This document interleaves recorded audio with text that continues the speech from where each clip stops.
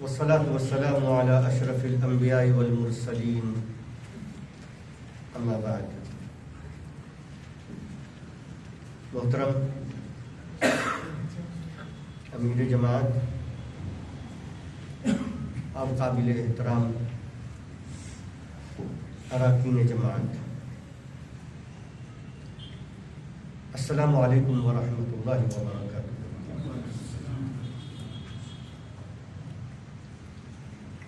ہم سب سے پہلے اللہ رب العالمین کا شکر بجا لاتے ہیں کہ جس کی توفیق سے آج کا یہ پروگرام منعقد ہونا ممکن ہو سکا.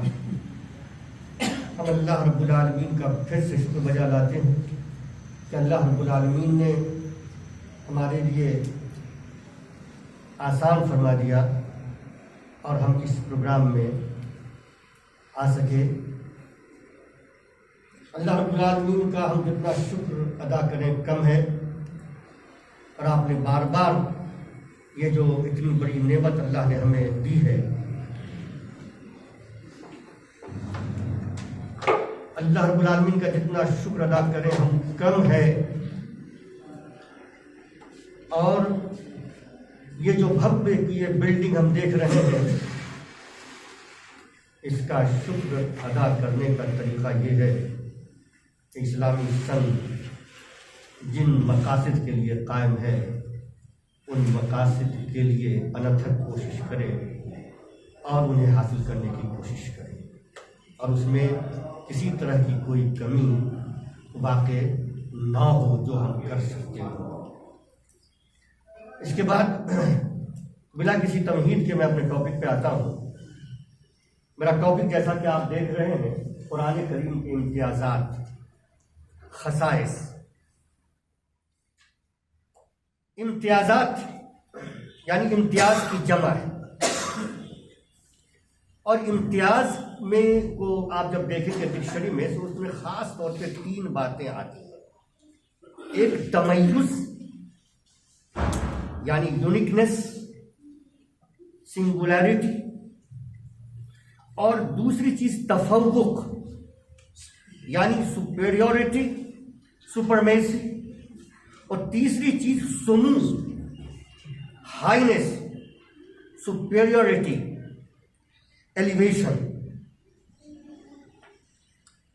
جب ہم خصائص پہ غور کرتے ہیں یا امتیازات پہ، تو اس کا مجموعی طور پہ ہم انگلش میں اس کو ڈسٹنکشنز کہہ سکتے ہیں، یعنی ڈسٹنکشنز آف ہولی قرآن، یعنی excellence that sets someone or something apart from ادرس.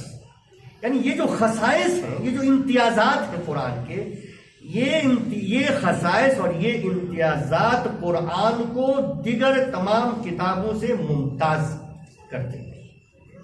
یہ اس کا مفہوم ہے.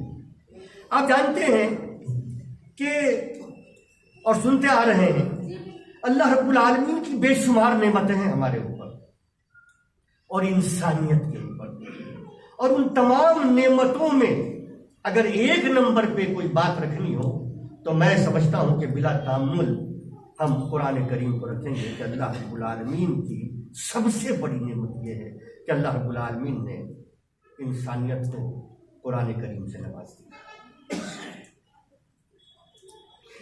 جو انسانیت کی بھلائی کی ضامن ہے، انسانیت کی کامیابی کی ضمانت دیتی ہے یہ کتاب.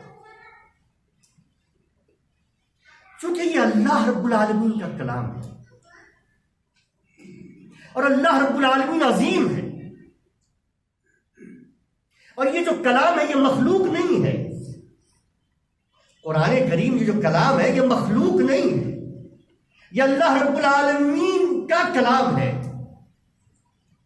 لہذا یہ اللہ رب العالمین کا پارٹ ہے. اب آپ اس سے اندازہ کر سکتے ہیں کہ اس کتاب کی عظمت کیا ہوگی. یہ ٹاپک رکھا تو گیا ہے، اس ٹاپک پہ بہت سے لوگوں نے لکھا ہے، موٹی موٹی کتابیں ہیں.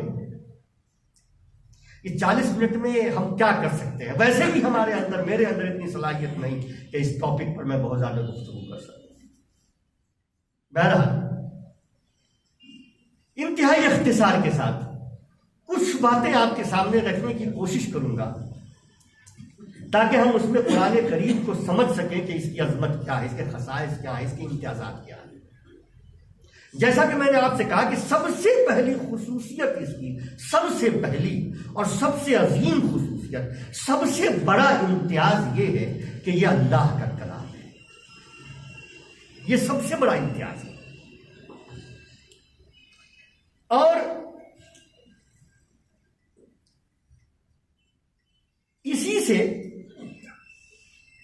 اسی کی وجہ سے یہ جو امتیاز ہے، اس امتیاز کی وجہ سے پورا قرآن معجز ہے۔ قرآن ہر اعتبار سے اعجاز ہے۔ قرآن کا لفظ لفظ معجز ہے، یعنی دنیا قاصر ہے کہ اس کی مثال پیش کر سکے۔ آئیے ہم یہ جو میں نے آپ کے سامنے بات رکھی ہے کہ یہ اللہ کا کلام ہے، جو سب سے بڑی خصوصیت یا سب سے بڑا امتیاز ہے، تو اس کا ربانیت المصدر ہونا، اس کا سورس اللہ رب العالمین کی ذات خود ہونا، ڈیوائن سورس اس کا ہونا، یہ سب سے بڑا امتیاز ہے۔ اللہ رب العالمین فرماتا ہے اِنَّا أَنزَلْنَاهُ قُرْآنًا عَرَبِيًّا، یعنی کہ اللہ رب العالمین کہتا ہے کہ ہم نے اس کو نازل کیا ہے، قرآن کو، اور عربی زبان میں نازل کیا۔ اللہ رب العالمین نے دوسری جگہ فرمایا اِنَّا أَنزَلْنَاهُ فِي لَيْلَةِ الْقَدْرِ، ہم نے اس کو نازل کیا ہے لیلۃ القدر میں۔ تنزیل الکتاب من اللہ العزیز الحکیم، یہ جو کتاب ہے نازل ہوئی ہے اللہ رب العالمین کی جانب سے، جو زبردست ہے، العزیز الحکیم، جو زبردست تو ہے ہی لیکن ساتھ ساتھ وہ علیم ہے، یعنی کسی بھی طرح کے نقص سے وہ پاک ہے رب العالمین۔ تبارک الذی نزل الفرقان علی عبدہ لیکون للعالمین نذیرا، اس طرح کی بہت سی آیتیں ہیں۔ اور آپ جانتے ہیں یہ جو خلاصہ کلام، یہ جو ایک وشیشتا ہے یا یہ جو امتیاز ہے، اس کا خلاصہ یہ ہے کہ اس میں دو فائدے ہیں، دو طرح کی چیز ہم اس سے ڈرائیو کرتے ہیں۔ ربانیت المصدر ہونے کی وجہ سے، ڈیوائن سورس ہونے کی وجہ سے، اللہ رب العالمین کی جانب سے اللہ رب العالمین کا کلام ہونے کی وجہ سے، اس میں دو بڑی اہم بات ہے۔ نمبر ایک یہ کہ یہ ہر طرح کی کمیوں سے پاک ہے، خلوقہ من النقص، یہ تمام طرح کی کمیوں سے پاک ہے، ڈیوائڈ آف امپرفیکشن، یعنی یہ پرفیکٹ ہے، ہول ہے، کمپلیٹ ہے، حد کمال تک پہنچا ہوا ہے۔ اور یہ جو صفت ہے دنیا کی کسی کتاب میں نہیں ہے اور نہ ہو سکتی ہے، نمبر ایک۔ اور دوسری چیز، یہ جو صفت ہے اس کی جو دوسری چیز ہے وہ یہ کہ یہ کتاب فطرت انسانی سے مکمل موافقت رکھتی ہے، یعنی فلی کمپیٹیبل وتھ ہیومن انسٹنکٹ، کسی ہر زمانے کے لیے صالح ہے اور ہر جگہ کے لیے یہ صالح ہے۔ کسی بھی زمانے کا ہو، انسان جو بشر ہے وہ کسی بھی زمانے کا ہو اور کسی بھی جگہ ہو، اس کے لیے یہ کمپیٹیبل ہے، اس کے لیے یہ پرفیکٹ ہے۔ یہ دو چیز ہے، اور اس سے آپ اندازہ کر سکتے ہیں، قرآن کی عظمت کو آپ سمجھ سکتے ہیں۔ یہ دو صفتیں دنیا کی اور دوسری کتابوں کی، خود اللہ رب العالمین نے جو کتابیں نازل کی ہیں ان کتابوں کو بھی قرآن کی طرح پرفیکٹ نازل نہیں کیا، اس کے اپنے حالات تھے اور اللہ رب العالمین کی حکمت کا تقاضا تھا، زمانے کے تقاضے تھے، اس لحاظ سے اللہ رب العالمین نے اس کو فائنل ایڈیشن میں نہیں رکھا تھا۔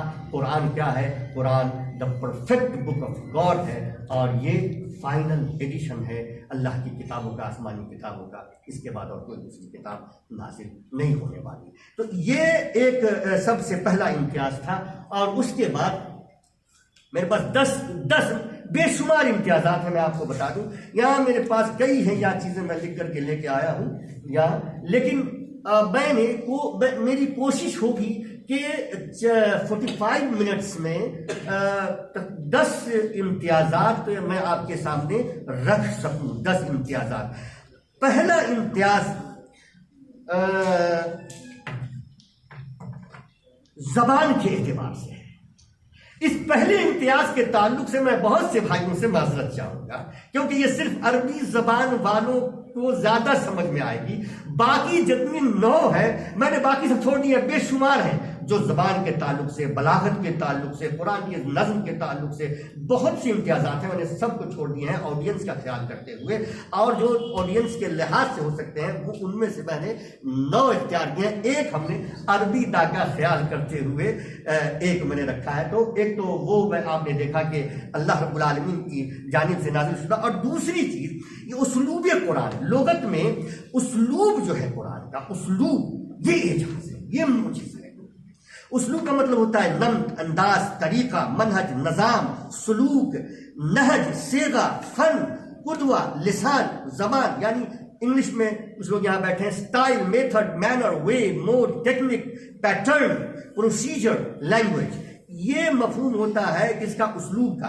اسلوب میں کئی چیزیں ہیں لیکن صرف ایک میں نے لیا ہے. جیسے اسلوب میں نظم القرآن ہے، وقف القرآن ہے، انه لا يعلو عن افهام العامة ولا يقصر عن مطالب الخاصة، ارضاؤه العقل والعاطفة. میں تھوڑا جلدی اس لیے کر رہا ہوں کہ صرف میرے پاس 45 منٹس ہیں. تو یہ ہے. تو میں صرف نظم کو لوں گا. عربی دا حضرات متوجہ ہوں، صرف نظم کو لوں گا. نظم کا مطلب ہوتا ہے تعلیف. میں نے وہ بتایا. اب اس کو تھوڑا اور بہتر سمجھیں کہ نظم القرآن کو اور بھی آسان کر دوں تو قرآن کی وہ عبارتیں ہیں، قرآن کی جو عبارتیں ہیں، عبارتیں جن عبارتوں پر قرآن، مصحف قرآن مشتمل ہے، اس کا صیغہ اور اس کی زبان. منظوم جو کہتے ہیں کہ منظوم، کلام منظوم وہ کلام ہے جس کی عبارتوں کے مختلف الفاظ اور مختلف اجزاء ایک خاص پیرائے میں مربوط ہو. نظم کی وضاحت کرا. اب یہ کن لوگوں نے لکھا؟ بہت سے لوگوں نے اس پہ کلام کیا ہے. بہرحال نظم قرآن کا امتیاز جو محض قرآن ہی کا خاصہ ہے، مندرجہ ذیل امور میں جن کا تعلق نظم سے ہے، قرآن کمال عروج تک پہنچا ہوا ہے. نظم کے اعتبار سے یہ کمال عروج تک پہنچا ہوا ہے.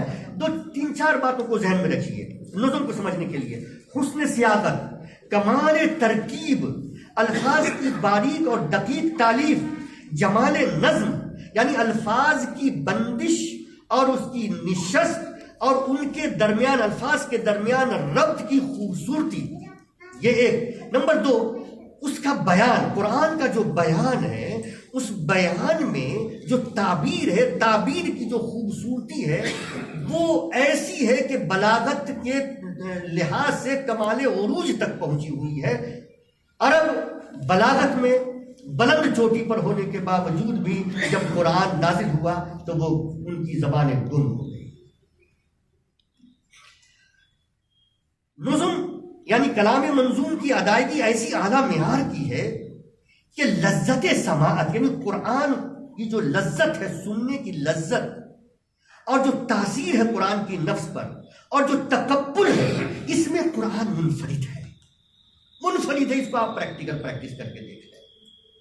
یوں مطلب اتنا ہی نہیں کہ یہاں تک کہ جو عجم ہے تو نہیں سمجھتے، جب وہ قرآن کی قرأت کو سنتے ہیں تو وہ متاثر ہوئے بغیر نہیں رہ پاتے.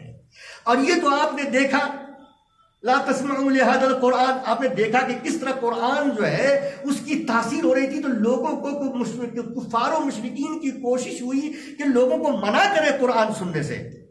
اگر یہ قرآن سن لیں گے تو ہم کسی بھی طرح انہیں نہیں روک سکیں گے. اور آپ نے دیکھا وہ ابو جہل کا اور کس کا، وہ 3 لوگوں کا قصہ کہ وہ رات کو چھپ کر کے نبی کریم صلی اللہ علیہ وسلم جب وہ قرآن پڑھتے تو وہ سنتے تھے. آپ نے دیکھا. تو یہ قرآن ہے. تو قرآن کی جو یہ باتیں میں نے آپ سے کہی کہ لذت سماعت، تاثیر جو ہے اس کے نفس پر، اور جو تقبل ہے، اس میں قرآن منفرد ہے. خلاصہ گویا عبارتوں کی تنظیم، معانی کی ادائیگی، معانی کے مناظر یعنی جو معانی ہے اس کی منظر کشی کرتا ہے قرآن. تو معانی کے مناظر اور ان کی تصویر کشی، بیان کی فصاحت و بلاغت اور تاثیر میں قرآن منفرد ہے. اور صرف منفرد ہی نہیں بلکہ معجز ہے. یعنی پوری انسانیت اس کے سامنے کیا ہے؟ اس طرح کے لانے سے قاصر، عاجز. اسی لیے قرآن کہتے ہیں اعجاز یعنی معجز. ایک مثال صرف میں آپ کے سامنے رکھوں گا. عربی داں حضرات غور کریں، بس ایک ہی مثال دیکھیے تو قیل یا ارض ابلعی، کہا کہ کیا کہا؟ اے زمین اگل دو اپنی پانی کو. نہیں نکل لو. ابلع اس کو پھر یہ ابلعی ماءکی ویا سماء اقلعی وغیض الماء وقضی الامر واستوت علی الجود وقیل بعدا للقوم الظالمین. اب نظم کے اعتبار سے دیکھیے یہ جو ابلعی ہے اگر اس کو الگ کر اور کوشش کریں ابلعی کی جگہ پہ کوئی اور لفظ لا دیں، نہیں لا سکتے. اور ابلعی کو الگ کر دیتے ہیں تو اس کا کوئی خاص مفہوم نہیں بنتا ہے، نکلتا. لیکن جب یہاں پہ ابلعی رکھتے ہیں اس کے بعد یہاں پہ، تو عربی زبان کی پوری لغت قاصر ہے اس کو تبدیل کرنے سے، یعنی اس کو ہٹا کر کے اور اس کی جگہ دوسری چیز لا دیں. یا قیل یا ابلعی ماءکی ویا سماء اقلعی. اچھا یہاں پر کو دیکھیے، یہ بھی کہا جا سکتا تھا قیل یا ارض ابلعی الماء، یا ارض ابلعی الماء. آپ کو کیا لگتا ہے کیا وہ بلاغت، وہ فصاحت، وہ چیز پیدا ہوتی؟ یا ارض ابلعی الماء نہیں، یا ارض ابلعی ماءکی. تو اس میں جو گہرائی ہے، جو گہرائی ہے، مفہوم ہے اس کا، جو بلاغت و فصاحت ہے، عرب عاجز ہو گئے. ابلعی ماءکی یہ اس کی وجہ سے. اور یہاں دیکھیں ویا سماء اقلعی اور مفعول به محذوف ہے. اقلعی ماءکی نہیں ہے یہاں. اگر یہاں پر آپ اقلعی ماءکی کہہ دیں تو وہ بات، یعنی قرآن کا معاملہ یہ ہے کہ ایک حرف آپ نہیں ہٹا سکتے. آپ ہٹائیں گے تو وہ کیا ہوگا؟ اس کا توازن یا اس کی فصاحت باقی نہیں رہ پائے گی. قیل یا ارض ابلعی ماءکی ویا سماء اقلعی وغیض الماء، غیض الماء بأمر آمر، حکم دینے والا، یعنی فعل کے صیغہ پہ ہے. غیض الماء وقضی الامر، اس کے بعد کیا کہا کہ اور معاملہ وہیں پہ فیصلہ کر دیا گیا. واستوت علی الجود، یعنی آپ دیکھیں گے مفہوم کو کس طرح سے اس کو کامل مکمل کیا گیا ہے، یعنی ذرا بھی تشنگی باقی نہیں رہ جاتی ہے. جو اہل سفینہ تھے تباہی ہو گئی، برباد ہو گئے، پھر اہل سفینہ کا کیا ہوا؟ کہا واستوت علی الجود. اور اس کے بعد جنہیں تباہ کر دیا گیا ان کے تعلق سے کیا حکم ہے؟ کہا قیل بعدا للقوم الظالمین. اچھا ایک چیز اور غور کریں حسن بھائی، بعد میں دیکھ لیں گے، چلا ہم دونوں مل کر کے.